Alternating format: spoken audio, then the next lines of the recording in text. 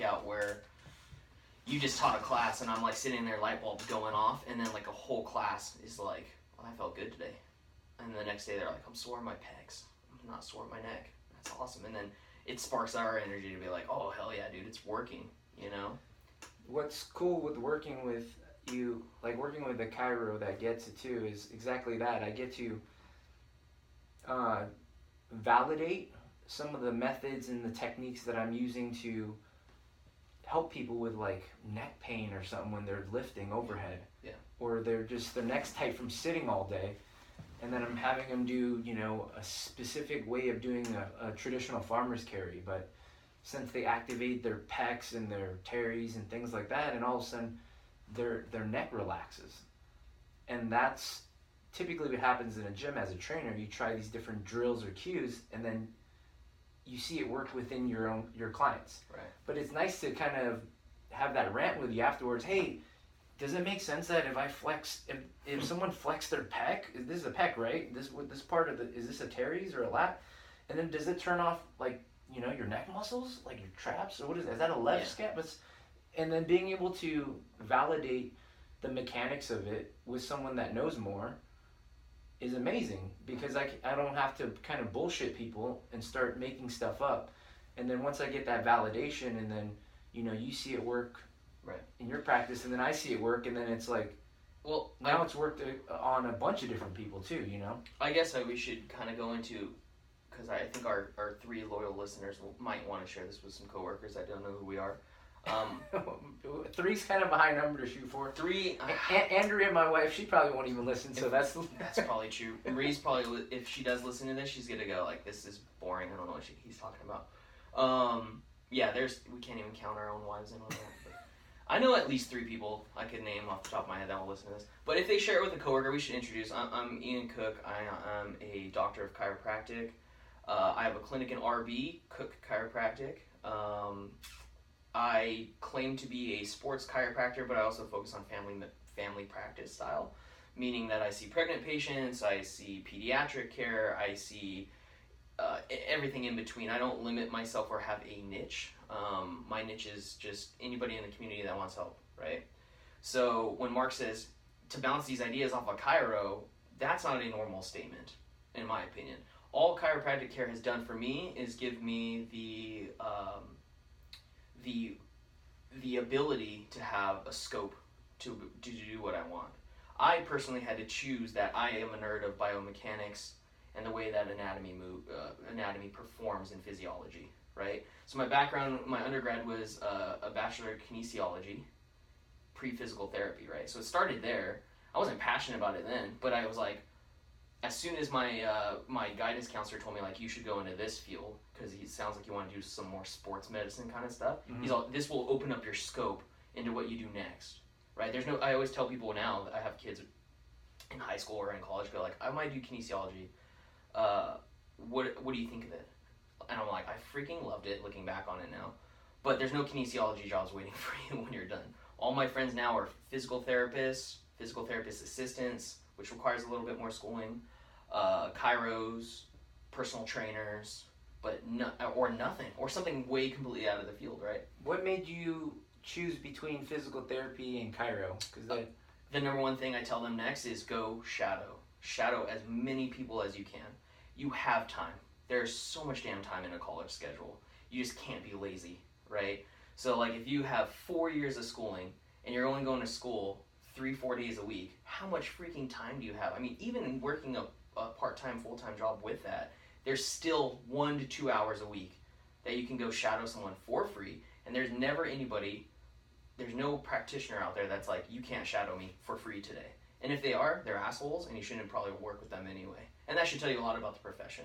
You know, if I go up to some physical therapist at a Kaiser and say, can I shadow you? And they're like, man, I just don't like people shadowing me. It's like, well, your job probably sucks then. I love when people come shadow me. I go on my A game all day long. I'm ranting to my patients. I give my patients A+ care that day. A++ care that day, you know, because I'm just stoked. I'm like I pretend like there's a video camera on me. I just, you know, I wake up. And you're motivated because it's something that... Well, I want to impress them, you know? Yeah. Bottom line is I want to show them that my profession's awesome, you know, whatnot. So did you go shadow a PT and a chiro, and therefore you're like, well, that's kind of not what I want to do. Yeah, dude, that's the PT at Kaiser.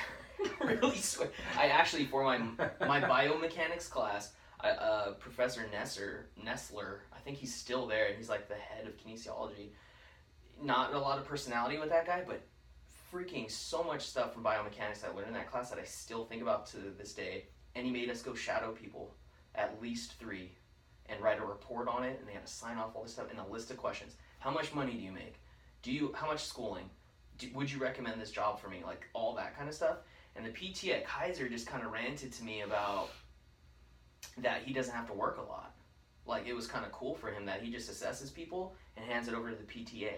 Then I went on my own, went and asked the PTA, can I shadow you for a couple minutes? Like I'm done with this guy. Yeah, for sure. And he's like teaching this guy recovering from this geriatric guy, just got a hip replacement, how to stand up and hold on to rails and walk. I was like, this is really cool, that's awesome. But that was his day. Like that's where I always look at it. That's your day. This is your Tuesday. You're just gonna do this. And then he sat him back down and was like, and now he goes on to therapies, stim, heat, ice, whatever, ultrasound. The PTA did that, or aide. There's a difference between an aide and an assistant. The aides, I could have got that job as a college kid, as an aide. But the assistants have to go to actual college that, I think it's like a 2.5-year, 3-year program or something. And it's pretty extensive. Mm-hmm. It requires, extra schooling. But they're the ones doing the actual hands-on stuff. And I had a buddy, Lenny, shout out to Lenny if he listens to this one day. He's a PTA, and he'd always be like, I ranted to him about that in school. Like, dude, I can't believe like that this PT at Kaiser is like bragging. He was all, hell yeah, man. You kidding me? That's exactly why I want to be a PT. That guy's getting 6 figures to do nothing but sit on his ass. Hell yeah, I want that job.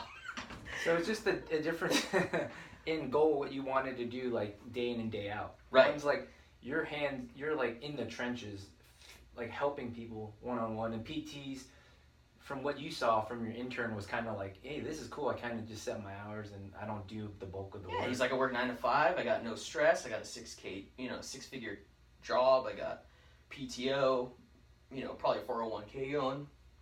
And I was like, that's really cool. I think it is a good job, and that he has his place, right? I'm not seeing the person that's 2 days post-op, hip replacement, right? I don't want to either. So that's his realm. He sees the range of motion day 1. He's going to get them full range of motion day 90, or probably way more than that, and discharge them.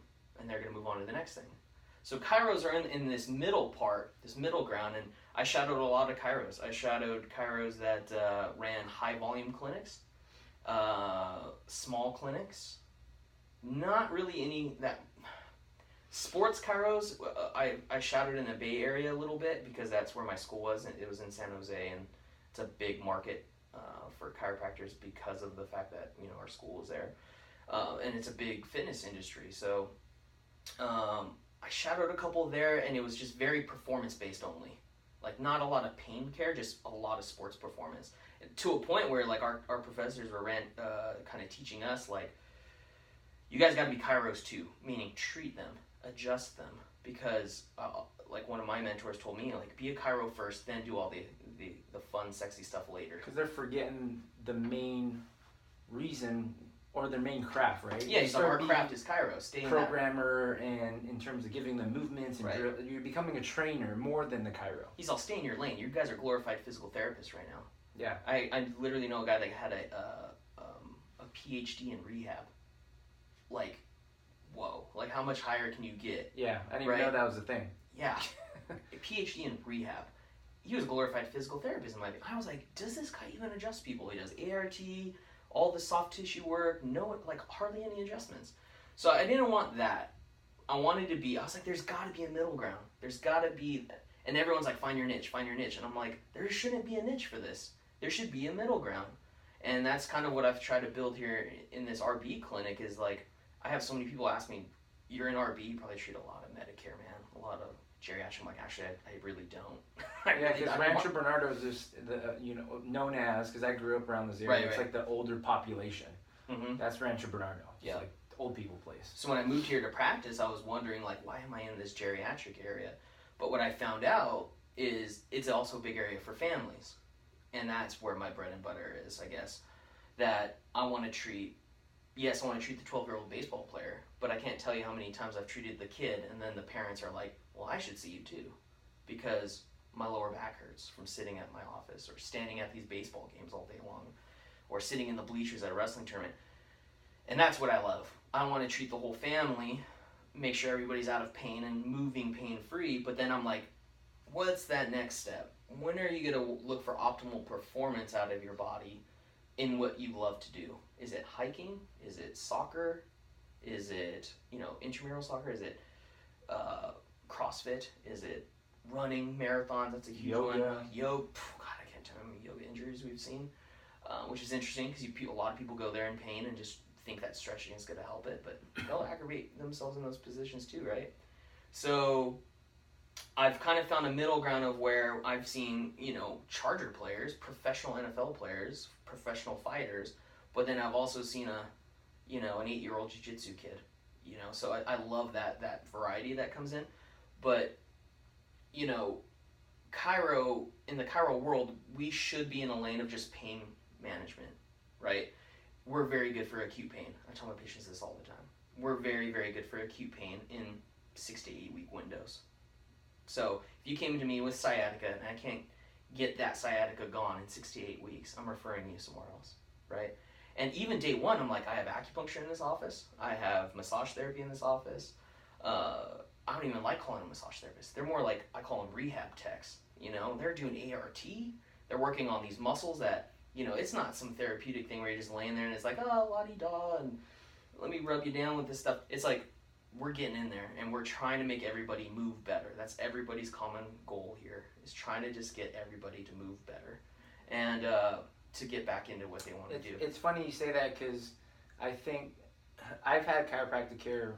My dad believed in it, so I remember I had chiropractic care for like at least 2 to 3 different doctors growing up, like since like 8 and so on. And then I did jiu-jitsu, so I had chiro as well. So I've experienced a wide range, different styles. And what you just said was interesting is that you realize that you guys should focus on acute pain. Right.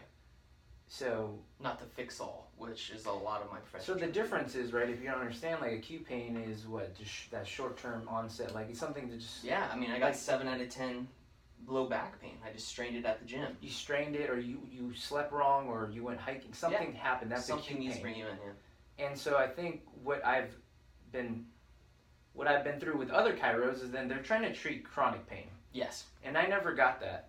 I didn't either. I stopped going to these chiros as I got older, starting to think on my own, because it didn't make sense anymore. Because I sat next to, this is a vivid memory, I sat next to a lady. I'm a people person, so I talk to everyone. Yeah. So I sat this old lady in one of my chiros. I was probably 13 to 15 range. And I was having general conversation with this lady, and I was like, hey, why are you here? How long have you been coming? That sort of deal. And she's like, oh, I've been here for 15 years. And I'm going there because my shoulder hurt from volleyball in freshman PE or whatever, right? And then so that stuck with me. I'm like, you've been coming for 15 years? Like, shouldn't you be fixed by now?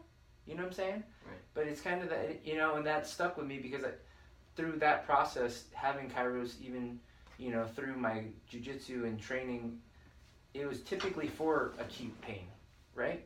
And then, but when you start trying to target like something that's chronic, or it's been like I've had knee pain for the last 30 years, that never fixed it, at least for me. I've always had knee issues, and then after I get the adjustments and things, I always refer back to like, hey, my knee still hurts at this point. It still hurts. And then they never had an answer, so therefore I stopped going. That's why that was my experience with it. That's what turned me away from going to chiro school from day one in college, was that the chiro that I saw from football and wrestling injuries, I'd go in with a back pain, get adjusted and feel like zero pain. And I'd be like, awesome, I'll just go to him when I hurt.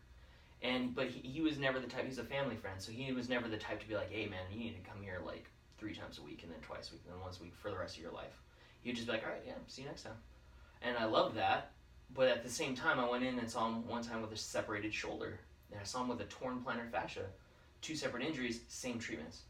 Same treatments as my lower back pain. Some muscle stem, some heat, an adjustment, out the door. And I was like, he pressed on my shoulder and said, this is probably grade 2 separation. I said, what do I do now? He's all, probably rest it. Yeah, I don't know. And I just walked out. And I was like, my shoulder still kills me. And then my athletic trainer taped my shoulder back with this super sticky adhesive tape, which put my AC joint back into place. And she's like, go ahead and go wrestle. And I wrestled like that for like a month and ended my career like that. My high school career of wrestling with a torn AC joint and a grade 2 plantar fascia tear. That kinesio taping, is that what it wasn't even, it was stronger than kinesio tape. That's like duct tape for the body? It was like duct tape for the body, because it would literally, when she took it off, I'd have wrinkles in my freaking skin, dude. It was nuts. At that point, they're probably just trying to keep it together for... Yeah, she would hold all the ligaments together. One more match. Yeah. It's one more wrestling match. It's amazing that I don't have any pain in there, like to this day. I never had a pain. After I stopped wrestling and just gave it rest, it never bothered me again. But at the same time, it frustrated me for the profession of chiropractic that he didn't even have a solution. Because then I'm in chiro school later down the line, and they're like showing me kinesio tape, Graston to break up the scar tissue, rehab exercises to strengthen the AC joint back into place, and get you game day ready that way. And I was like, why the hell didn't anyone show me this when I was 17? I could have maybe done better in my last tournament at CIF. It's like, no, I limped into it. And no one had a solution for me. I just got bandaged up, literally, and they were like, there's nothing else we can do. Now, when I see a kid like that, we got a lot of things to do. And we have a huge game plan for them. And so that's where I wanted to figure out sports injury prevention. And chiropractic care definitely has its place in that for pain management. But to answer your question from like 10 minutes ago, I went to Palmer College and took a tour there, and they showed me their sports council program, and I just nerded out, man. I was like, whoa, this is a whole nother field. And the chiropractic scope as a doctorate program, my scope to diagnose, treat however I want, is there, and I love that part of it. But that's kind of why I stuck with CrossFit, because I got like ADD, so it's hard to focus on one thing. But when I go back to the program that I graduated from in the college, the fitness specialist program, where was that at?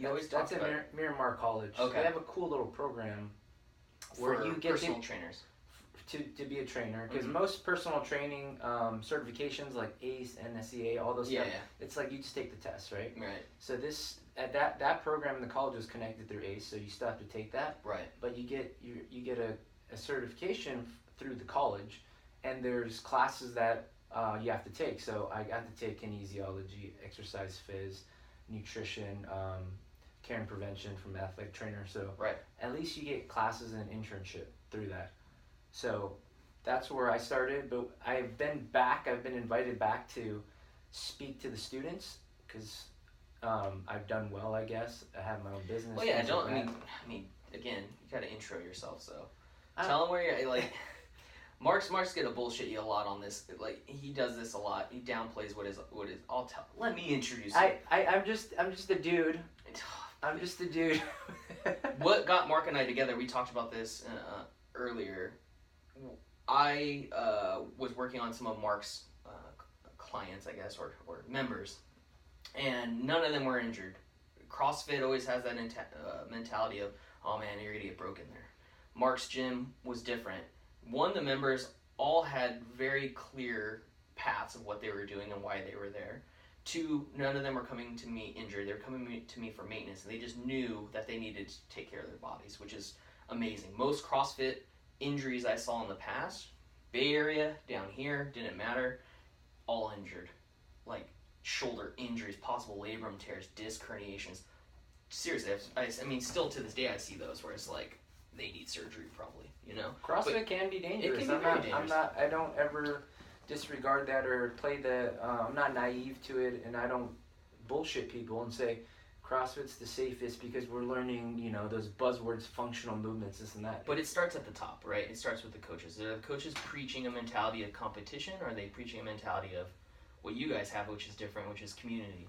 So we finally met. We actually met in this room, which is pretty funny. We're recording a podcast in my treatment room in my shit, that's right. I do remember that.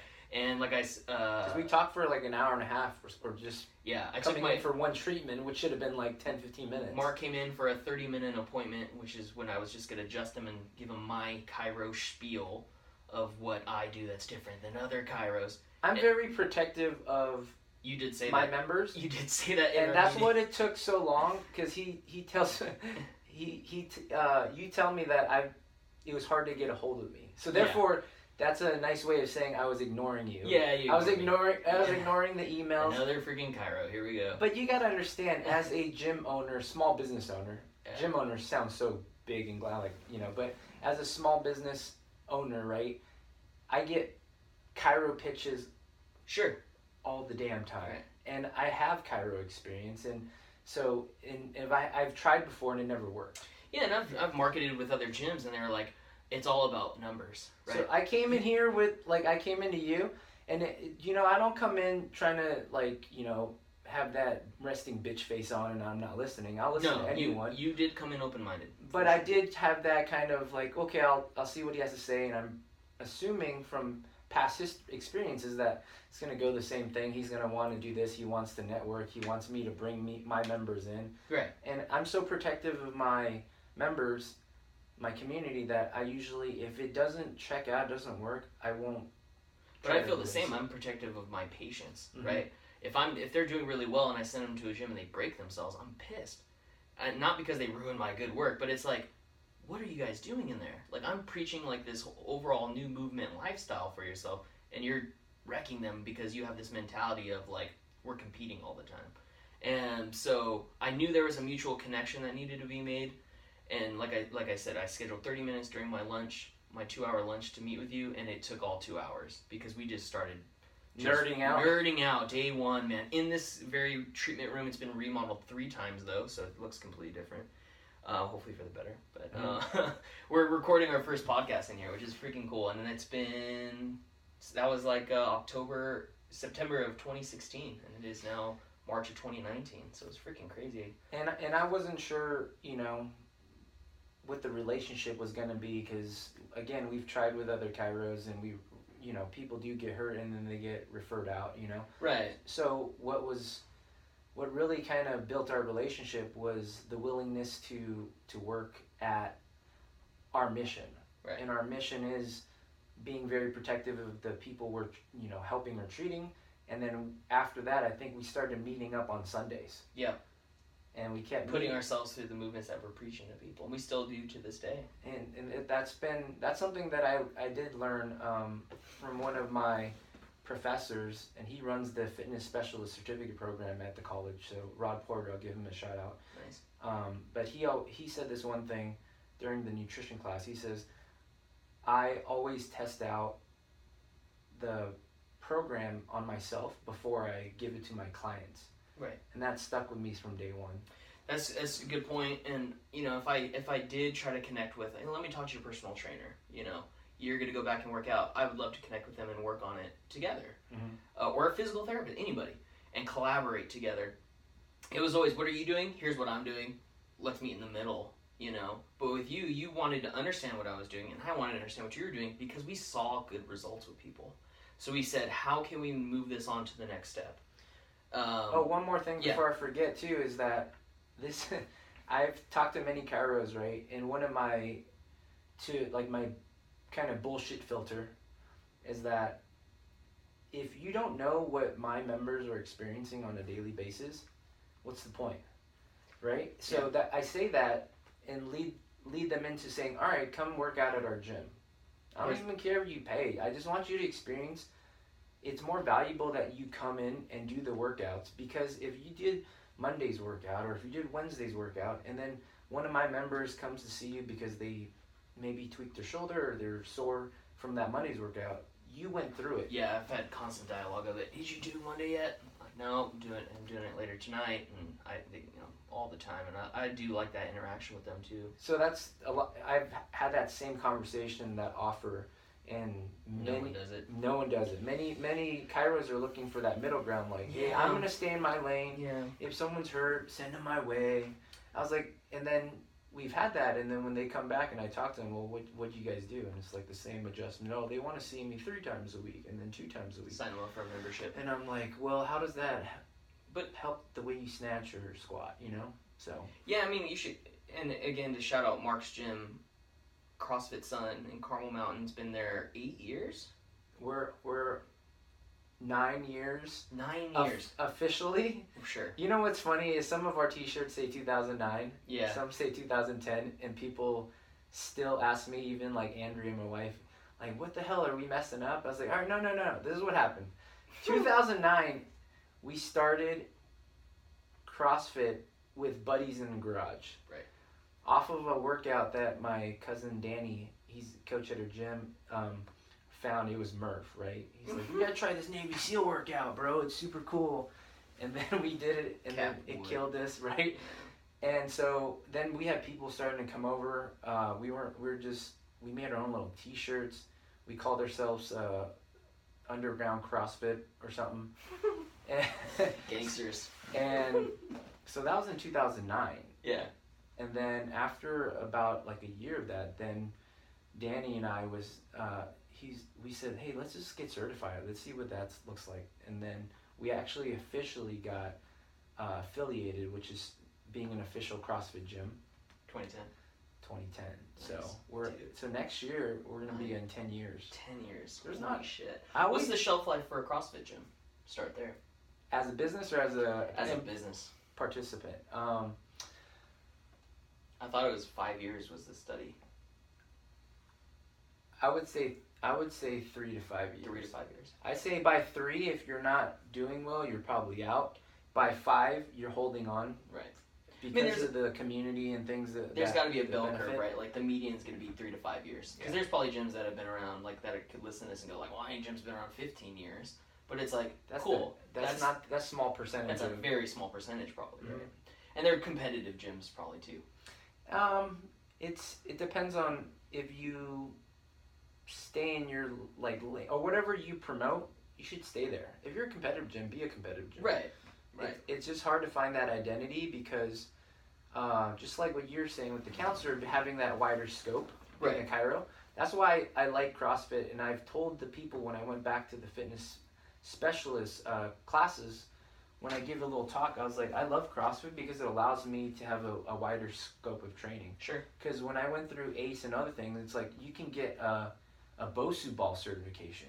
You can get a group training certification. You could teach, the older population or youth.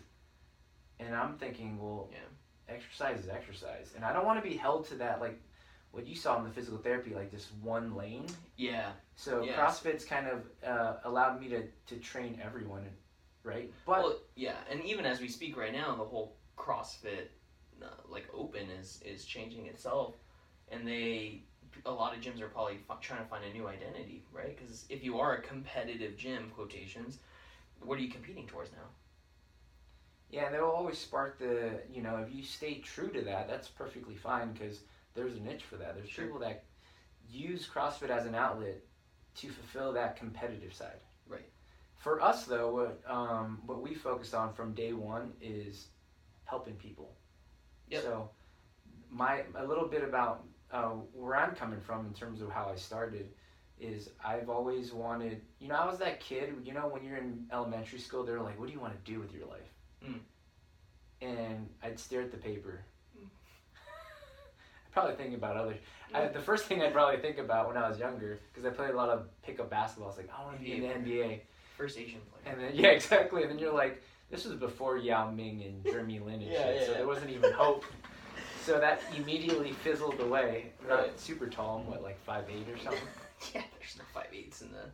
But I never knew what I wanted to do. But there was always that one message in my head that, okay, I don't know what I want to do the rest of my life. Like, some people, I want to be a doctor. I want to be this. I just know I had to do something where I would be helping people. Right. So I wouldn't be able to, have a career where I'm, selling whatever, cigarettes or something. Yeah. Tobacco world or something like that. I said chef in 4th grade, so that was kind of weird. I don't even cook that much now. How long do we have? Because there's a weird little tangent on that. Because for me, I was at a turning point in my life, mid-20s, where I was either going to be a chef. There we go. See, dude. Okay, I was just Or- gonna say, or like the strength and conditioning world. Coach.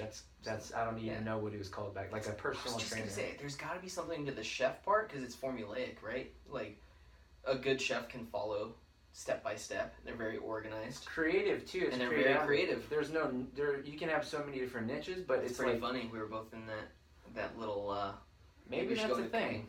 I don't cook now. That's gonna be my new filter, if like our mastermind group, because I like to network with all these different people. I'm like, Maybe we should hit up Hey. chefs. I've treated a few, man. They get wrecked. They got messed up wrists. They're hunched over all day long. That's brutal. I mean, they're getting burned. They got burn marks all over their... Like sous chefs, they got burn marks up their arms and stuff. Like, they're savages. well, I don't need that level. That's extreme. No, But I'm those saying are- like if those are we're cool. connecting with like another coach, because we have, like, oh, I coach soccer or whatever. Oh, hey, do you like to cook? You No? Oh, hell no. I can't work with You're you. not a chef? You never want to be one? Okay, I'm moving on. You just don't get it. That's funny. Yeah, I was going to write the cookbook, you know? I thought of that in 4th grade. That's how creative I was, man. Oh, Ian Cook? Yeah. I Ugh. get it. Yeah. I get it. I think I made one. Like, I made the cookbook, like, with, like, a little paper, you know, and you just staple the ends like a booklet. Yeah. I did that. That's pretty sad. I made a hat. The hat for one. Branding, dude. I'm all about the branding. So going back to that question, like the shelf life and whatnot, being a 9-year-old CrossFit gym, it's been a cool experience because the training has evolved so much. Right. And that's just the fitness industry, the strength and conditioning world as a whole. So 9 years, you know, I've referenced the gym experience or my gym, CrossFit Sun, as like a lab.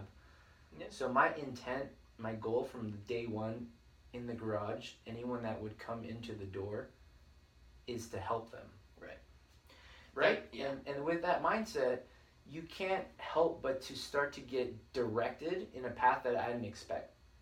It's like I was a strength and conditioning coach, a trainer, whatever the labels are, personal trainer, let's say. Mm-hmm. But through the years, I've become like the medic. It's like I didn't plan to be here. A lot of people was like, are you a physical therapist nowadays, or you did this, or what's your background? I was like, I'm just the dude. Like, I'm just a CrossFit coach. Yeah. I'm just a trainer. But the benefit of being a CrossFit coach long term is that, You can still personal train there, too, if you want. well, it's more like I'm able to see movement different than most. Sure. The reason I say that is if you're an Olympic lifting coach, man, you get that eagle eye, or you develop the eye for those 2 movements or 3 movements, right? Right. Clean and jerk. Powerlifting, 3 squat. lifts. Yeah. Powerlifting, if you're a soccer coach, everything soccer related. Yeah.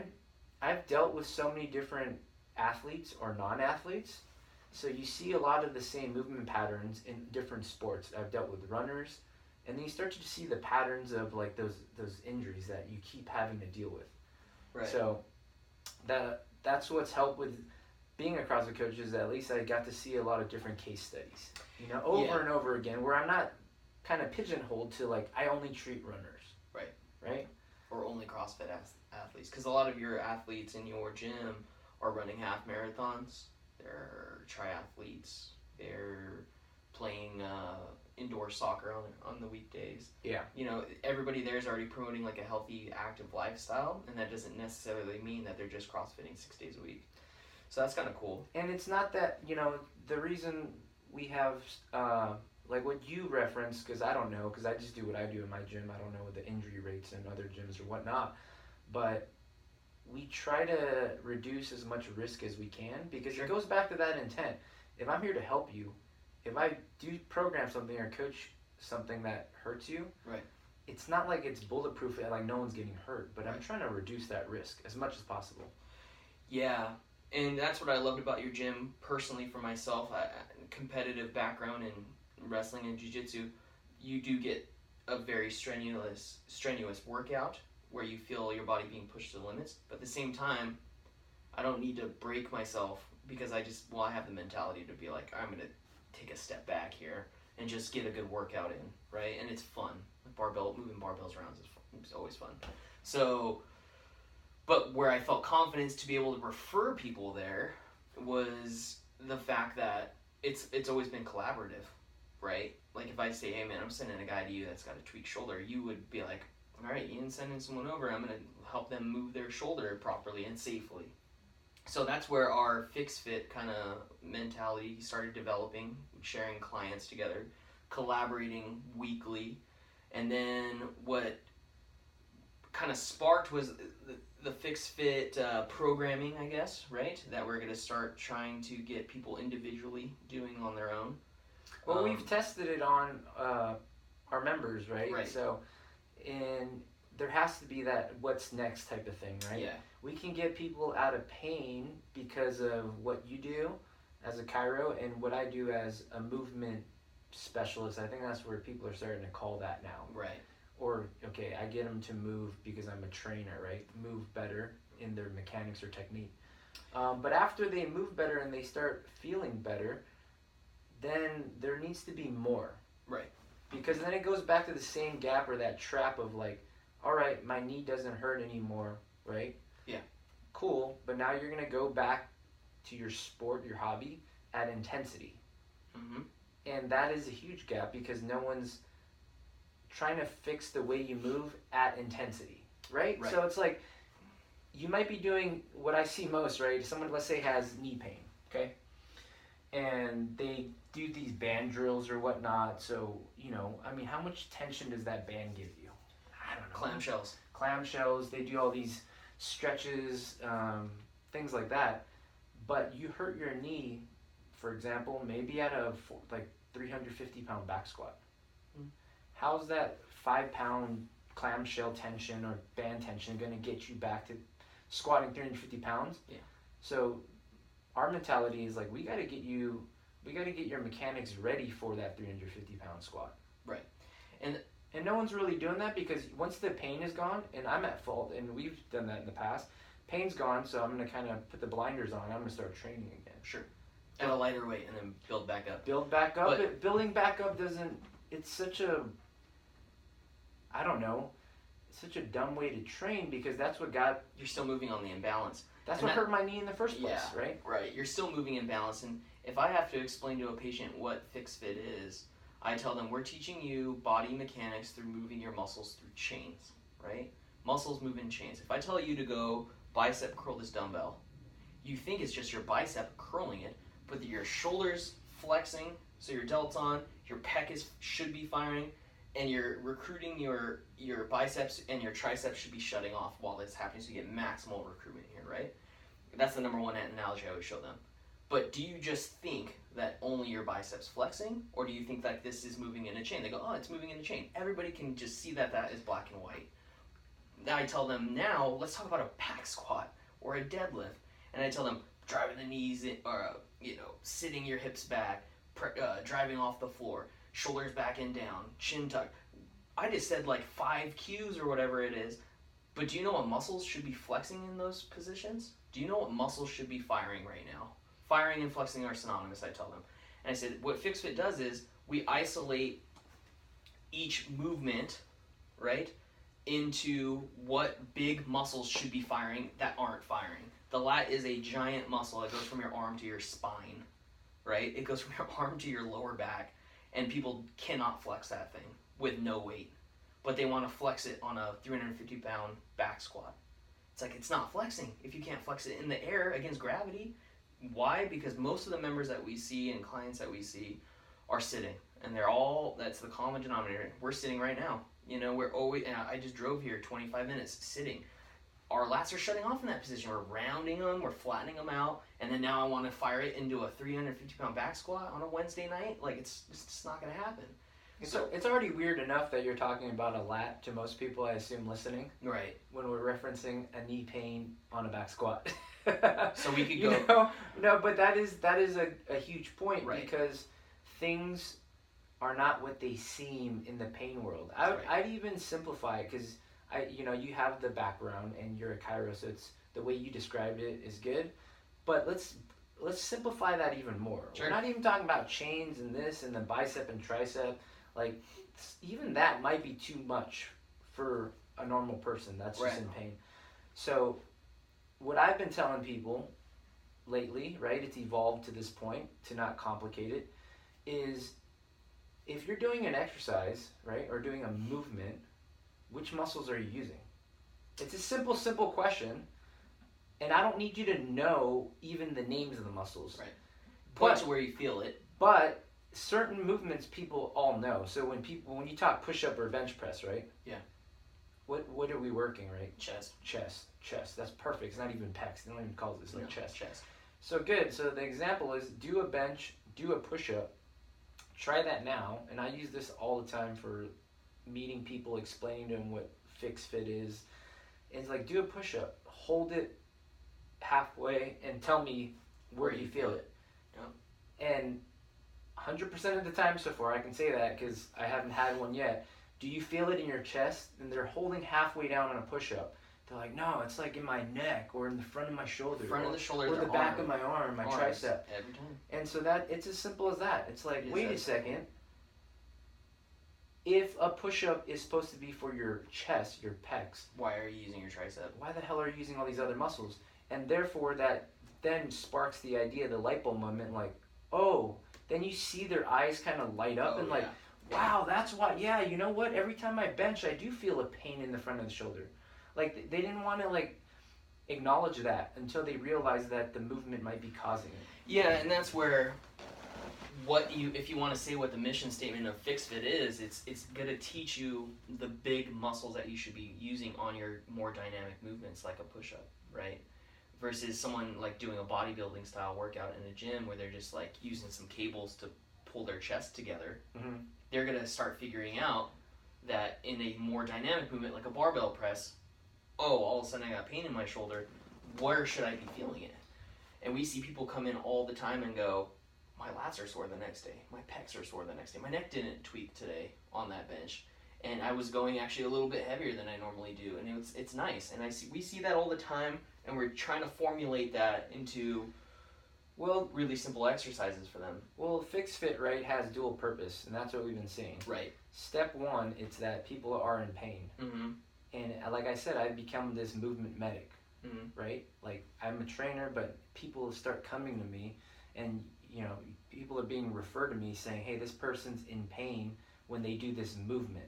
Right. I'm not a doctor, I'm not a physio, I'm not a chiro, but I teach movement. So if you said your shoulder hurts all the time, and then especially when you bench or do push-up, I'm just going to see how you move in that range. Right. And then I get them to do a push-up the way they normally do it. Yes, they're in pain. And then I get them to do it where they're actually using their chest or their pec, and that pain is gone. Yeah. So therefore, do you have a shoulder injury, or you're just moving fucked up, and then therefore that's why your shoulder hurts? That's where we're different, is that in physical therapy, if you have a shoulder impingement, you're going to go through protocol A, shoulder impingement, right?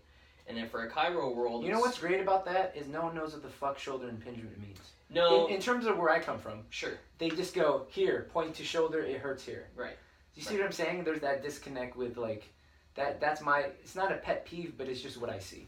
If you can't articulate the movement part of it, then those terms don't mean anything. Yeah, you got to take 2 steps back and start from the... Then you have to keep going, okay, this is what shoulder impingement means. Okay, well, this is what your pec minor is. Like, no, I think this is what's so fun about what we get to do every day mm-hmm. with people, is because we get to go, biomechanics isn't form. It isn't where my hands are placed on the bar and this or that. I did this series of stretches before or after. What I tell people is the accessory work we give you is to teach your muscles how to fire in the motion that you're trying to do, the dynamic motion you're trying to do. And what we've kind of found out with each other in working with clients is that people come back all the time and tell us that, 1, the pain is gone. That's always the number 1 goal. Now, 2, how do I make that into running a half marathon? Right? My half marathon doesn't cause me Achilles tendonitis anymore. Now, how do I PR it? And that's where we've kind of really developed a FixFitness protocol for people for performance. And that's where both of you and I can get people out of pain, or I definitely know I could get people out of pain, but when I release them to the wild, as I always call it, they'll come back either re-injured or in pain again, training for their whatever they're trying to do, right?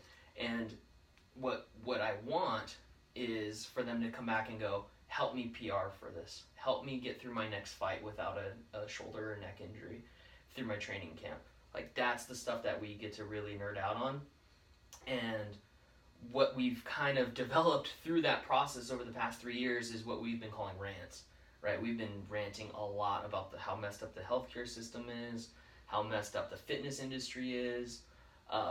We can rant about our own professions. Training protocols, but yeah, even within our own respective fields, let's say, like in CrossFit, there is a lot of things that we're doing, in my opinion, don't make sense. So Right. What I mean about that is that if you take the methodology of CrossFit, I own a CrossFit gym, it's, functional movements, constantly very functional movements, high intensity, things like that. And, I'm still applying those protocols, it's mechanics, consistency, then intensity. Those are all from like the actual manual of CrossFit. Yeah.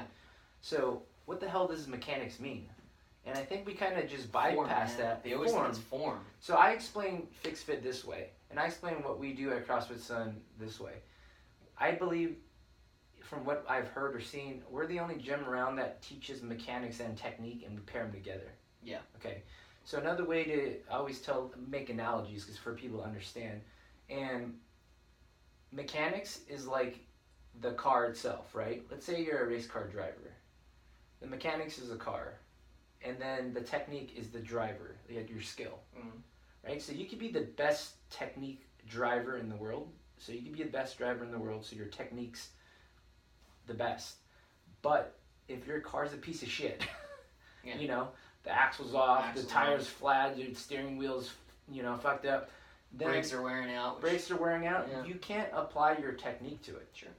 So that's exactly what FixFit really is for us, is that when we say mechanics, it's like we're checking off, like we're trying to fix a car, which muscles aren't firing.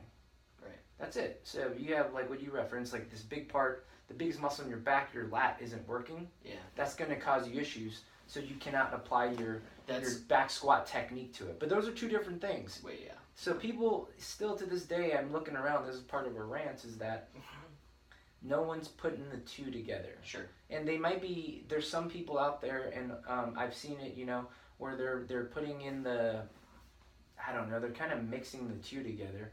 But when it comes to, let's say, the treatment options, it always leads back to stretching. Yeah, stretching and rest. What the shit is that? Because it's like, okay, if you lack a big part of your, lats or whatever for a back squat or deadlift because it's tight, I don't understand that mindset of stretch it because it's tight. Yeah. So everyone has probably heard this before, you have tight hamstrings. Yeah. And if you have not looked for help or has asked for it. But everyone knows you have tight hamstrings. People just know. They reach down and pick something up. I can't touch the floor. Yeah. My back hurts.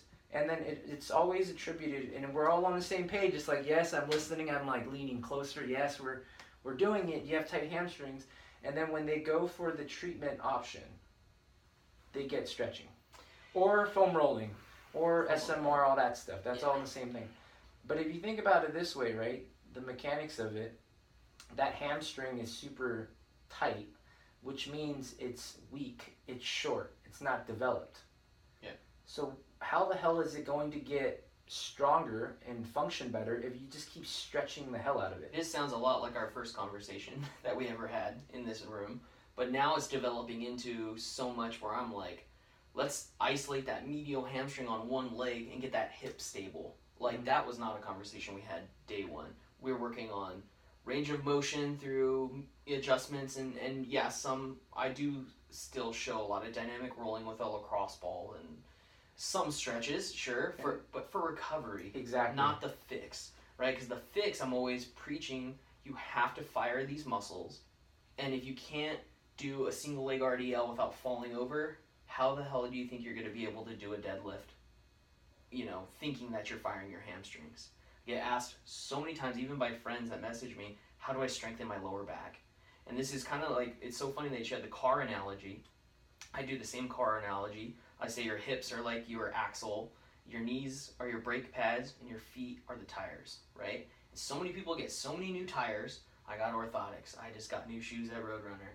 I got a knee sleeve, to patch my wearing out breaks. I got a knee brace maybe, but no one's ever looking at the hips. And that's what I've been always doing from day one with the style that I adjust with. The style I adjust with, I'm always looking at SI joints, the way the sacrum's moving, the way that the hips are mobilizing, right? And everybody's got tight hips. That's like it's synonymous with tight hamstrings. We sit. The hamstrings are not facilitating the psoas are tight. So I tell people we want stronger hips and we want a stronger core. And that's a whole nother rant for a whole nother podcast and a whole nother session with somebody. But what's different about what you're doing specifically is that you know that their hips are tight. Yep. You have these adjustments that are going to help. Right. But you realize that what next is that has to happen is that your adjustment's not going to fix that person's. Exactly. You can't have that mindset. A lot of people do is like get adjusted 36 times and then your hips will be loose. Like no. Exactly, because it never fixed the imbalance. It never fixed that tight hamstring. It never fixed whatever is causing it. And same with me. We really got into the mobility WOD stuff from Kelly Starrett. Took his seminar before he was starting his YouTube channel and all that. So way back when. So the goal was we utilized and implemented a lot of that lacrosse ball, foam roller, stretches. I think a lot of his is from the a lot PT of yoga world. poses. Yeah. Well, it's just because people were hurt, right? So when you're hurt, you apply, and it does make those things feel better. Temporarily, yeah, absolutely. Temporarily, and that's what we realized, because it goes back to you have to, it's a lab, right? So we tried these things, and to get someone, more mobile or flexible in their shoulder, what we realize is that those things are temporary. They're really, really good, and that's what we use in our gym now. We don't use them as hey, your shoulder hurts, do a lacrosse ball on your neck, and, do these stretches to fix it. It's to make you feel better, to maybe continue to work out. Yeah, and sometimes I tell patients you need that supplemental part to break down the muscle spasm and all the adhesions that have formed from you moving so bad for so long. But it's not your fix. Once it's all mobile, once it's all your range of motion is feeling better, you have to start moving properly, and that's where we go into our dynamic range of. Well, you have to understand why you're doing it, right? Sure. And if you're using those stretches and mobility tools, right, to fix the problem, then that's not going to have a good outcome. Right. But if you're using that to feel better for recovery, right, then that's perfect. Right. But what we used to do was we used to use those recovery techniques to fix problems, and we just learned through trial and error. And I think a lot of people still utilizes those techniques to fix a problem. You have tight hips. You can't squat lower. This is the biggest one. Is a lot of times people do not squat low enough, right? First of all, what does that even mean? But two, how does rolling out your glutes, your hamstrings, doing these stretches, make you squat lower under tension? Because again, the analogy is if your hamstring and glutes are weak already, right? They're just weak. That's why they're tight. Your body's protecting it from ripping. That's what we've seen, okay? So you can roll out and get those muscles to not be so tight, to relax. And then, yes, you may be able to squat lower because everything's relaxed. But again, if all of those things relax under your 350-pound squat and your hamstring and glutes didn't get stronger, you're asking for more injuries. Yeah, we see people find stability in other areas that they shouldn't, like their lower back erectors, quads or something. Quads and hip flexors pull you up out of the squat, and that's not where you should be getting your dynamic movement from. So the question is, if you want a lower squat, why are you not squatting lower, right? Mm-hmm. And then you have to answer those questions in that series, right? So it's why are you not squatting lower if that's your goal? It's because people say this, right? It's because you're not flexible enough. But now in the strength and conditioning world, it's you don't have enough mobility. It's a buzzword. And then until I took the Strong Fit seminar, this is his definition is the one I still use. There's a difference between flexibility and mobility. Yep. Flexibility is passive range of motion. So if I completely bend over and touch the ground with my hands, my fingers, I'm not in tension. I'm not holding any weight. I'm just bending over. So that's my, let's say, hamstring flexibility. Yep. Now for deadlifting, right? If I put a bar in my hands and then try to get that bar lower to bend my hip with my hamstrings on, at a certain point, I can't have that bar touch the ground because my hamstrings are screaming, they're tight. That's mobility. So essentially, that's range of motion. What he says is range of motion under tension. Yeah. And now I've evolved my definition of mobility. It's range of motion while the right muscles are still on.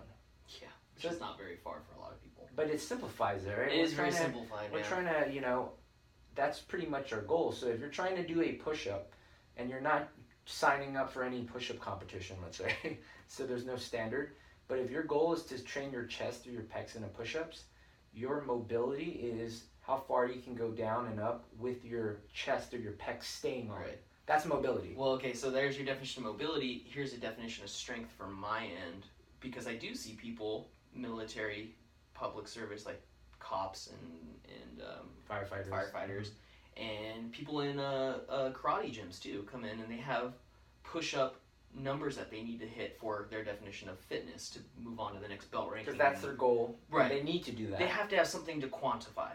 So CrossFitters too, though. Number one person that popped in my head was a karate person that's like, I need to do 30 push-ups, whatever. It wasn't very many without shoulder pain, neck pain.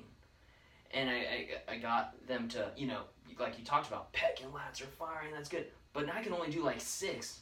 And I'm like, these muscles are cramping on me. And I said, there's your definition of strength. How efficient are these muscles firing? About 6 reps. Okay, when you want to get from 6 to 30 and it's belt testing time and everybody's grilling you, watching you, you're going to have to use traps and triceps at this point and just jam your neck a bunch of times and just get to those 30 reps for the goal. But that doesn't mean your strength and efficiency is there for those muscles to take you there. And I'm sorry, they're just not ready yet. You have to keep putting them under those tensions, and there might be some physical limitations blocking it. Maybe your upper traps are tight. Maybe his pec is not firing enough because the delt is on. Or only one pec's firing. Or only one pec's firing. Who knows? It's endless, and that's what makes our job fun, because every single person has a different goal. Every single person has a different not intensity, path that they're trying to go with, like their functional goal might be a little different. I need to do these 30 push-ups for this belt, but it doesn't mean like that's all my life revolves around. There's a ton of other movements happening while they're training that they just don't even think about that are not helping their instabilities and imbalances. You got to know your risk and reward, right? Right. Like that karate guy with the 30 push-ups, and if I'm doing, for him, he's got to hit his 30, and so like he's driving that race. He's going to race that car to try to win it, to hit his goal. There will be some risk and reward, right? But if he does that every single day to just do 30, regardless of the mechanics, then he's going to blow his shoulder out. Right. But there's a time and place for that. Like, I still love Olympic weightlifting, powerlifting, CrossFit, and jiu-jitsu. There's times when I'm going for a max lift. Is it going to be perfect mechanics? No, but people have to understand it's not all or nothing. So a lot of people in our gym, they start to get too locked into this fixed fit mindset, and they're afraid to move. Yeah. Right? And there's the playing devil's advocate, or the other side of the spectrum. It's like, holy crap, this muscle doesn't work. Oh my gosh, this doesn't. It's like, calm down. Like, you're still able to drive. Yeah. But we're going to kind of prioritize, like, what's the main goal for you doing this movement? So if your goal is not to compete in CrossFit, and you're not trying to be a push-up world champ or to pass the karate test, you're just trying to get the pecs to fire right, the goal is for that person is to slowly increase the range of motion, if that's their goal, Yeah. But really just to get that pec to pump. And you just work in that range every day, and the efficiency will come with time. Mm-hmm. If you change the intensity that you're trying to do it in, or the intention of what you're trying to do. I'm trying to fire this pec in its proper range of motion, mobility wise. It's fatiguing after 6 reps. Well, maybe in a couple days it's 7 reps. Maybe in a couple days it's 9 reps. Maybe you need to add some weight with like some dumbbells on your strength training days, and then the push-ups become easier. But when we do Murph, that's 200 push-ups. And it's for a hero WOD, so that means we're honoring someone with his workout. One day a year. I'm gonna go hard, and I'm not thinking about mechanics. I've just trusted that I've built a solid foundation. Yes. To withstand. And buffer. you gotta go, and your triceps are gonna be sore the next day, and it doesn't mean FixFit failed you. It just means you weren't efficient for 200 push-ups, which is duh. But that does bring up a good point. What I'm realizing, because as a younger CrossFit gym, your goal isn't initially to do this like for the next 20, 30 years, right? You start anything, you start something and it's fun. Yep. But as you get more mature or become a veteran, I guess, the goal isn't to hit personal records anymore. Yeah. It's like, I want to be, it's fun. I call that the honeymoon phase, that first to 3 years. Everything, you're getting better and better. But it's unreasonable for anyone to constantly get stronger or faster, all of the above. Those go up and down. But it's more about maintenance now, right? So you may have to adjust the way you deadlift or bench, right? And this is what we just done recently in our gym. We realized that a lot of people, including myself, I've always been a shitty bencher, right? And so dumbbells, I'd always have to go to dumbbells because it didn't hurt.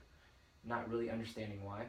But my goal isn't to be a powerlifter in the sport of it. Mm-hmm. And what always hurt my shoulder was having that bar hit my chest. My chest isn't that big, it's thin, right? And my arms are long. So for my arms and that bar to travel all the way down to hit my chest, I'd always have front shoulder pain. Right. So if I kept benching that way and just try to get stronger, eventually injuries could have. So my goal is to get stronger pecs, because then it becomes universal for anything that's pec related or chest related. So then we kind of change the intent, is like, if I want to bench for the rest of my life, I need to do something different. Yeah. Right? And again, we're not talking about like, I do a lot of bench for a month and then I have to stretch it, rest it, maybe get a cortisone shot and all these other standard treatments. It's like, no, if I want to keep benching, then you're going to have to change your risk and reward, your intent. So now we're trying to just bench, for me, which is probably like almost just halfway down. Yeah. Because my pecs stay on. Yeah. And then people will go, oh, that's a half rep, bro, or I'm going to get called out on social media or whatever. First of all, I wouldn't post shit on social media with benching, because that shit is comical. My bench is terrible. Yeah. But people have to start to realize that is part of the FixFit mission as well, is we're going to keep you doing what you love, but both parties have to be on the same page. Yep. So what I mean is, if you're trying to continue to powerlift, and I had a conversation with a member on Saturday, loved to powerlift, took a break, this and that, and they just miss it. Now the goal is to make sure that person keeps powerlifting, but they have to also be okay with a couple adjustments. Yep. Like you said, if you try to use the muscles you've never used before, you might be benching 100 pounds less than you normally. You have to be okay with that. Yeah. Because there's a longer term application or purpose for it. Right. I want you to keep benching till you're 100. Without pain. Right. So that's kind of the goal, is to make sure that you're also, if you're applying this kind of like FixFit protocol that we've been working with people on, is they understand that they're trying to just minimize risk so they can keep doing what they love. Yeah, and I think that we have a good blueprint of what we like to do with our patients and members, but what the purpose of this podcast is going to be is to document what we've been brainstorming for about 3 years, which is a blueprint, just a different way for people to train. And I'll simplify it for if I have someone that wants to get back right now to powerlifting competition, I'll tell them, think of this as your accessory work. I'll say, what are you doing for your, show me your programming. And she sends me the programming, and I'm like, okay, you can still do this. I'm not going to try to change the numbers that you're trying to do, the percentages that you're working on, but what I'm going to try to get you to do is fire different muscles that you weren't firing before from that time. We're not trying to recover from an injury, but what I'm going to do is give you new accessory movements to fire those muscles that can better supplement your power lifts. Or we're essentially just, the way I see it is in terms of like FixFit as a program, because FixFit could be a verb too, Yeah. FixFit as a program, it's really taking what you already do and enhancing it. Yes. It's like the next update. So someone could come in with a powerlifting regimen, a golf strength and conditioning program, and I've done this before where I'm not trying to say, no, that strength and conditioning coach is bad for you, but all I do is, hey, these are the movements that you're supposed to do, these are the sets that you're supposed to do, right? Yep. But I can add that little sprinkle, that FixFit mechanics into it, so that when you are doing these bird pickers, right, you're not using your lower back, you're actually using your You're hamstring actually and glutes. hinging at your hips. You're not Correct. hinging at your lower back. If the karate guy comes in and is like, I gotta do this push-up protocol, I'm not gonna say, don't do that, that's dumb. That's not the purpose of this. Yeah. I don't want your shoulders to hurt because he's just doing 30 trap and front delt push-ups, Right. and then he gets shoulder pain, and then he can't train karate because that's what he loves. Yeah, and we've talked about it. We don't want to ever step on toes with strength and conditioning coaches Or PTs or doctors. We want to work together. Yeah. This is the mastermind. It's that people understand that we have to do what we specialize in, but the one common denominator that we need to focus on is movement. That's universal. The treatment options and the programs and protocols, in my opinion, are all our niches and specialties. Yeah. But the big difference is movement. Yeah. So when that person is doing what they love, we all better be on the same page. So you're giving them a protocol, and this person's giving a protocol. It better help and enhance or to help fix their movement pattern for their hobby, their sport. Not what we've been told is to rest. Don't do it. You're too old. Stop CrossFitting. Stop lifting. Stop running. I love this part of it because it's not like a buy our program, this is what you need to do and replace things. Like, it's just a supplement, and it still helps me stay in my lane of chiro. I'll get you out of pain. Here's what you need to do to fire these muscles, and everything else is just, cherries on top. It's the icing. That's another benefit of working together is that I have someone to refer to when someone's like, oh, I tripped on this thing and my back hurts really bad, and I'm like, awesome, go see a doctor, go see Dr. Cook.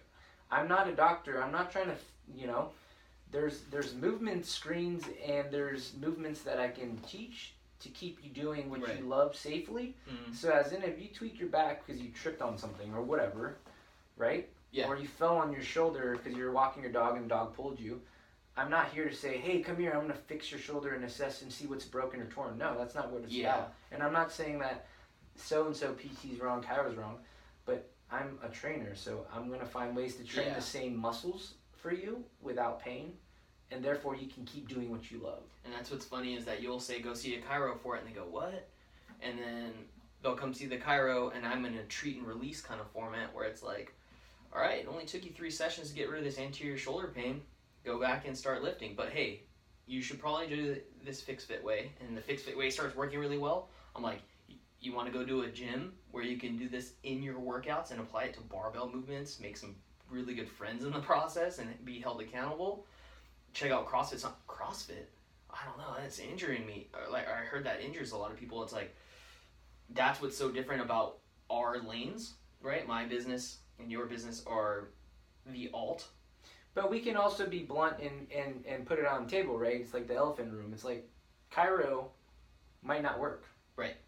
And if you're promising something that's outside the lane, it doesn't work. Exactly. CrossFit is dangerous. Mm-hmm. You know why it's dangerous? Because we're learning not just one sport. We have to balance like 5 different. You're going to learn how to row, run, Olympic lift, power lift. I mean, Olympic lifting as a sport, these people, they dedicate just your whole life to that. They start as children in China, Russia, and the countries that are more prominent for that sport, right? But we're learning it as, whatever average age is, 40 maybe. Like, you're learning these, like, gymnastic movements, handstand walk. It's dangerous. Yeah. So it's kind of one of those things where you have to be able to say that. And that's what's kind of interesting, too, is that through this process, we've kind of networked with other coaches and other strength and conditioning coaches too, right, that want to show their athletes or their members these kinds of things that we're talking about, because they want not only productive over time, they also want performance in the short term, right? So if we see someone that wants to be competitive in a different sport, like I want to play for a club soccer team and get a college scholarship, we want them to not get injured. And that's where I see a lot of my patients will come in and go, I got a showcase this weekend in softball, make it not hurt, right? And it's like, okay, we'll put out some fires, and I'm giving you these small exercises that we'll go into much more specifics in other episodes. Like we'll have a low back episode or a neck episode, right? And we'll tell you what muscles we're individually firing to stabilize this athlete's hip to go do their weekend thing. But at the end of that conversation, I always ask this to the parent, to the coach, what is their off-season protocol like? Half the time, there's not even an off-season in a teenage year. And it's crazy. That I never prescribe rest. I never tell people to not, stop doing what they're doing. But sometimes you're like, come on, if your sport is just throwing all the time, there's documented research, which we can go over in other episodes, that tell you how much you should be resting. And they're not even 100% sure it's enough yet, because they're giving these minimal numbers and barely seeing any advancements in a sport like baseball or softball. So they know that rest will help because you got to give it time. But what are they doing when they rest? They should absolutely be weightlifting. They should be weightlifting and doing personal training one-on-one with a movement specialist or a sports-specific type of coach. There's a caveat there, though, right? And they're not there. They don't have it. One, I mean, they at least have to do something. Right. But two, when they go do something, it might be making it worse because they're not getting the right type of coaching. Right. They're not getting the right type of movement for their sport. But half the time, like, if I see a 12-year-old, 13-year-old, there's nothing. Yeah, they're just sitting. They sit, yeah. They'll find maybe a CrossFit gym that's like, hey, this one's kind of friendly and trains teenage girls or teenage boys. Go there. But it's like, they're still not individually strengthening themselves for their sport, and that's where we want this kind of podcast to reach, and the whole FixFitness protocol to reach coaches, strength and conditioning coaches, and parents, man. Parents don't know that there's an option for their kids. Because one, we don't want people to get injuries that could have been prevented. But they all can be prevented. When most of the ones that we see can be prevented. And two, when injuries happen, there's more options than the standard treatment in my opinion, right? It's like, you don't have to just get the cortisone shots. I'm not saying those are bad options, but you may want to check off how you're moving first, because what we have seen is that we want things to actually be fixed, right? It's active recovery, and people try to label it all the time. It's pre-ab, it's this trainer, it's this method. It doesn't need to be niched like that. It's a overall everyday thing. It's more about who's asked, like, everyone should just be asking these same questions. Yes. Targeting the same goal, because it's not like, yeah, you have to do this protocol, and that's what helped me out. That's what's been going on, and still goes on to this day, is it's a crapshoot. And, not to rant about nutrition, but that's what's kind of been the same going on. It's like, I tried keto, I tried paleo, I tried this, did this. It's like, what is the core principle that's happening right now? A lifestyle change. A lifestyle change. And in dieting, half the time it's elimination diet, right? Yeah, you cut this out. You cut this out. Does keto work for most people? Yes. Why? Because they're eliminating. They cut out sugar and carbs, which is But does keto inflammatory? Work? Yeah. Long term? No. No. Does paleo work? Yes. Does it work long term? Again, no. It's like every diet works. But does cleaning up your eating for a long period of time better your health? Yes, we know that. Sleeping better can do that. Staying hydrated can do that. But what keto does is it does kickstart the right processes, right? And that's all we're trying to do to the fitness and health industry is, should rest help you? Yes, of course. But what can you be doing in your active rest? Weightlifting? Yes, of course it can help you. But, or I guess I was going to say, rest is the elimination of the stimulus that's hurting your shoulder or hurting your back. Active recovery is doing the same movements again, but to a lighter scale, right? Accessory work is basically, that's the definition of it. So, can you do those two things better and more efficiently? That's where I think we've really kind of formulated that to some degree, and we're even in the processes of doing it more. I tell patients all the time, do you sleep 8 hours? No. Do you drink half your body weight in fluids? Water? No. Like, those two things alone can help you. Why aren't you doing those? Then we can get into diet. Then we can get into anxiety and panic attacks and stress, and the list goes on. And that's what's so interesting about our discussions. They go into those rants. Because again, it's figuring out what's the real culprit, right? If the culprit is, you tried the perfect diet or the perfect accessory drill protocol or the FixFit protocol, it doesn't matter what you label, you try all these things, it's still not working. You can't just be naive to say, well, you're not doing it right. It's more like asking the question, what was it? The reason why we go into these rants with all these different like anxiety or stress, it's because that might be the biggest factor. It could be. If you're stressed the hell out, you're going to potentially carry all that tension in your traps, your neck, and your head's forward, and you're crunched up, and you're doing all this work. So I don't care how many, drills you do to kind of relieve that, you can't combat a whole day worth of that.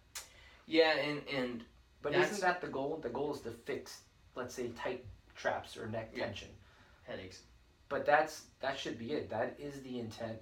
And until we get there, there's no one size fit all protocol that would be like, no. This has to be it. You have to use a lacrosse ball, or you have to do Graston, you have to do cryo, whatever. And that's where all these treatment.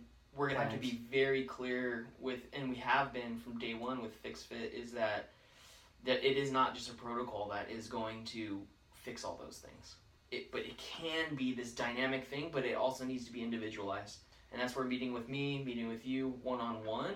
But if we can get this kind of information out to coaches, teachers, directors of programming out, and they can listen to it, they can start factoring in those kinds of discussions with their athletes and find out the red flags earlier and prevent very, very minor things that are so easy to fix. Because that's the end goal still for me, is that help people, right? Right. So if you're a coach, you have these athletes you're supposed to take care of.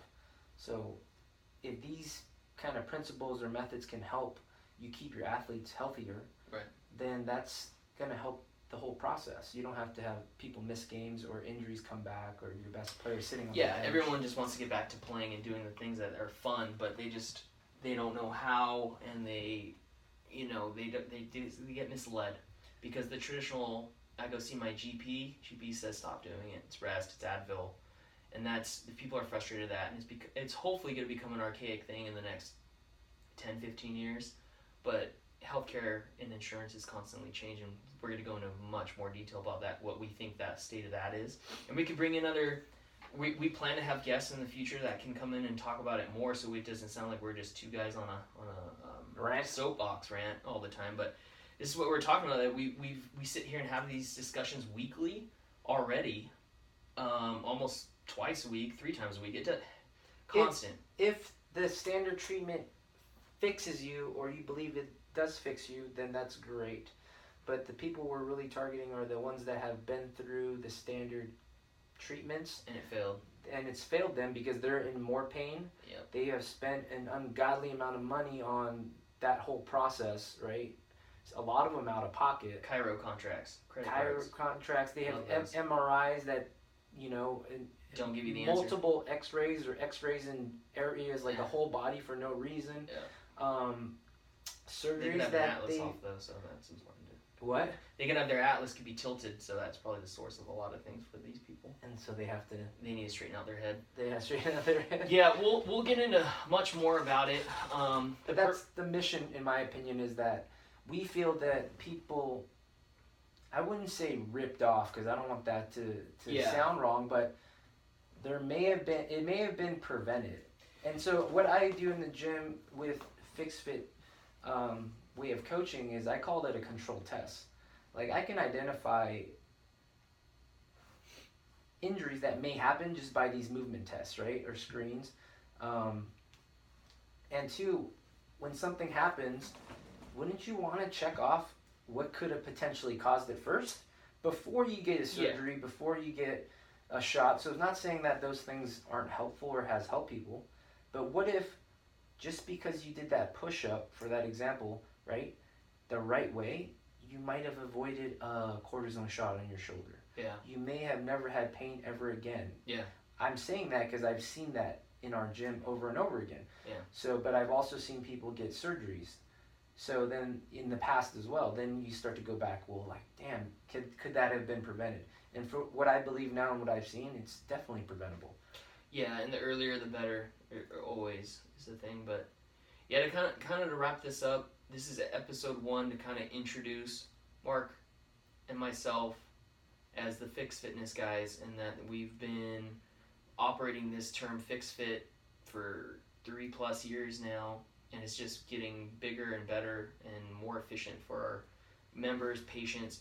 And what we want to do is just get documentation of what we've been ranting about for so many years and nights, countless nights, messages back and forth, phone calls, where we individually help people, but also we just know that it needs to get out to a bigger audience. So we're going to just slowly pick new topics. We want a lot of guests to come on because we love bringing in other people to pick brains. Because the real world application is key. So we need people that have been through the process. They are one step away from maybe getting a surgery, or they did get a surgery and then they tried that. And learning, that's what we do. We learn from other people's experiences, right? So we'll definitely have a lot of guests that, maybe focus on one general topic like knee pain and how they have used this protocol to keep them doing what they love, and how, quote unquote, fix their issue with this method. Yeah, and like we just kind of ended with on that last part, diet, sleep, nutrition, or nutrition discussions, neurological systems, those are topics that we've branched off into and also messed around with too with our diets to see how it can affect us in performance in the gym, performance in your sleep, anxiety throughout the day. We want to start branching off and opening this up to everything. So we're hoping that we get Bob in here, the mystical Bob, episode 2. Yeah, let's rant with Bob. Bob's the rant. You're going to have to figure out who Bob is. We either tease Bob as the guest for a long time, or we just have him be the first guest ever as an honor. The reason we say that is Bob's one of our buddies and works at my gym, and he's been part of a lot of these rants. So. Yeah, and the best part about Bob is Bob's just the gas man, right? He's just going to aspirin, and that's the best part is we're going to have coach of this school, I own this gym, and I'm the director of athletics at this high school, and we're going to have those people on as guests. I own an acupuncture business, and then we're going to have Bob. This is episode 2, Bob, the gas man. But that's probably going to be one of the better ones. It might be, and we wanted to probably discuss anxiety and panic attacks.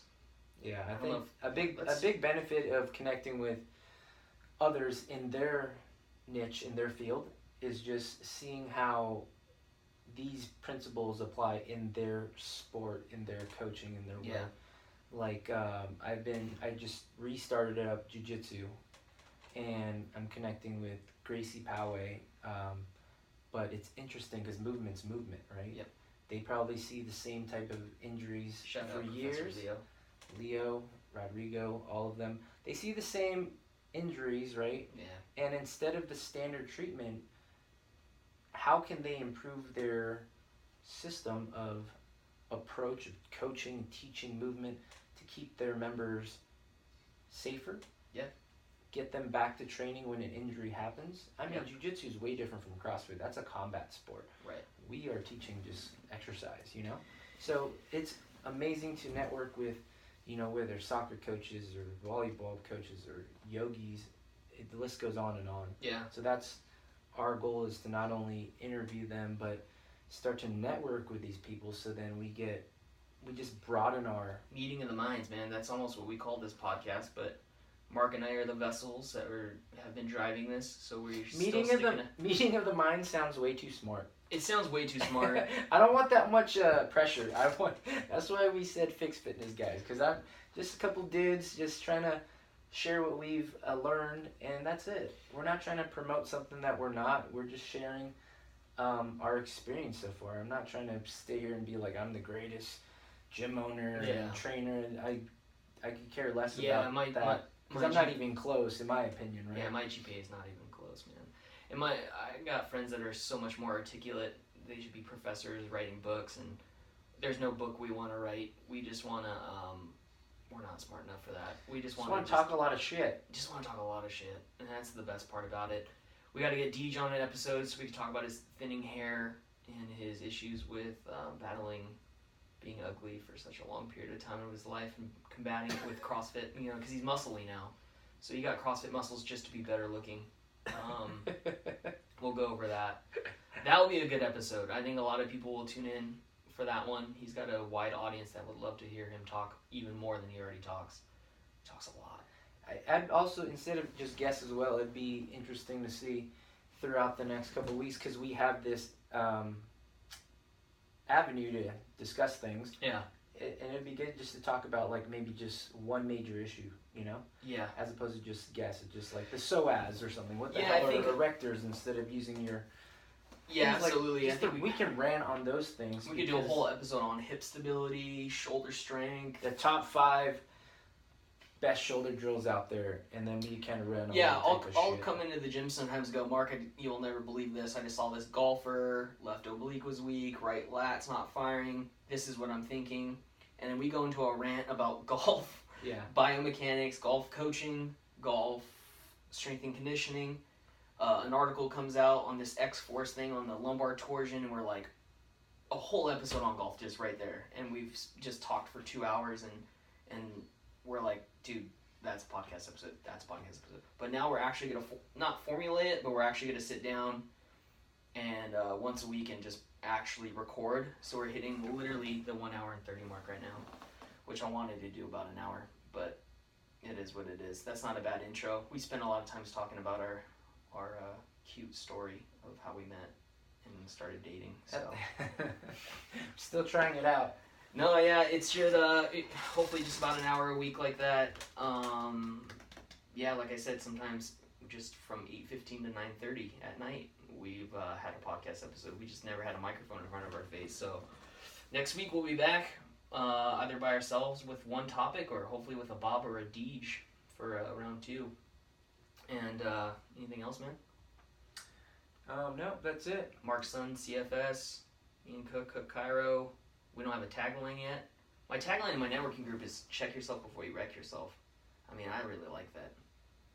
It's getting... Go to we're probably going to utilize the FixFitness guys on Instagram. Oh, yeah. Instagram. And YouTube. We don't have much on there because this is all new, but I think since our priority is going to be the podcast, we're going to be posting little clips and nuggets probably on those pages. So if you want to follow us, the FixFitness guys. FixFitness guys on Instagram. I'm Ian Cook DC on there. You're Mark Sun CFS. Yeah, but we'll talk about the next episode where I'm probably going to create a different kind of fitness or coaching page. Perfect. So I can talk a little more shit and not be flooded with talking shit and have baby pictures. Just a bunch of baby pictures. Baby pictures and talking shit. A bunch of trips to the safari park on there. More content. More content. But no, yeah, we're excited, man. This is cool to start documenting our content and stop creating it, right? Gary Vee said that. It's the best sentence I've ever heard, because we've been... It is pretty brilliant. We've been creating content for 3.5 years. We've just now sat down with a microphone from Amazon. It's like, come on, man. You should have been doing this a long time ago. Yeah, if you guys have... we're not podcast experts. We just learned all this today, but you got to start now. This is how people take in info, you know? It's you got to do the podcast, hopefully, the social media stuff. Just listen to this at work, while you're multitasking, or on your commutes to work. Well, yeah, well, we won't do the please like and subscribe and leave us a review yet. We're not sure where this is going. I'm going to try to put it on iTunes right now with the limited tech background that I have. That's but our hopefully goal. it's on iTunes. There. I'm sure in the following weeks I'll be like, subscribe, and review, and leave us 5 stars and all that stuff. But not important. Not important right now. Just give us a like and send us DMs of what you liked and didn't like. Maybe you didn't like. Maybe you want to see more of my face. That's probably it. I doubt it, but... Please have your hair done next time. That's not going to happen. Well, if DJ's here, damn right, I'm going to rock the lettuce. It's going to be real good. I'm going to get high and tight, and then I'm going to tell Deej, let's look at the bald spot, bro. And I'm going to bring up the Dulce story. All right, man, we're out. I got to pee so bad. Now I got to pee. I'm going to go first. Go. Oh, jeez.